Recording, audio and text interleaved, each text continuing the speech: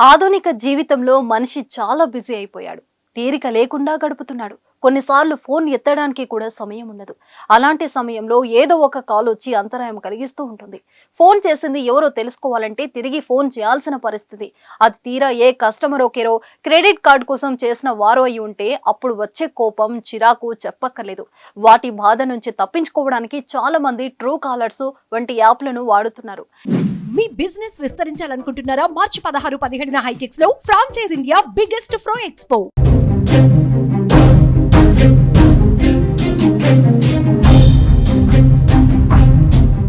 ఇకపై true caller అవసరం లేకుండానే ఫోన్ చేసేది ఎవరో యూజర్లకు తెలిసేలా చేయాలని టెలికాం ఆపరేటర్లకు ట్రాయ్ ప్రతినిధులు చేసింది.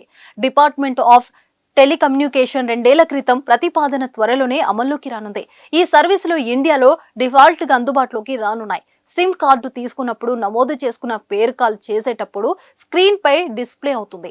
యూజర్ కు ఒకే అయితేనే ఈ ఫీచర్ పనిచేస్తుంది. ట్రాయ్ కొత్త రూల్ ప్రకారం ఫోన్ చేసిన వ్యక్తి వివరాలు స్క్రీన్ పై కనిపిస్తాయి. కస్టమర్ల అభ్యర్థన మేరకు టెలికాం కంపెనీలు కాలింగ్ నేమ్ ప్రెజెంటేషన్ ని అందించాలని ట్రాయ్ ప్రతిపాదించింది. ఇప్పటి వరకు మొబైల్స్ లో సేవ్ చేసుకున్న పేర్లు మాత్రమే కాల్ చేసినప్పుడు డిస్ప్లే కనిపించేది. అయితే తాజా ప్రతిపాదనలతో మన ఫోన్ లో సేవ్ చేయని నెంబర్ల నుంచి వచ్చే కాల్స్ ఎవరు చేశారో తెలిసిపోనుంది.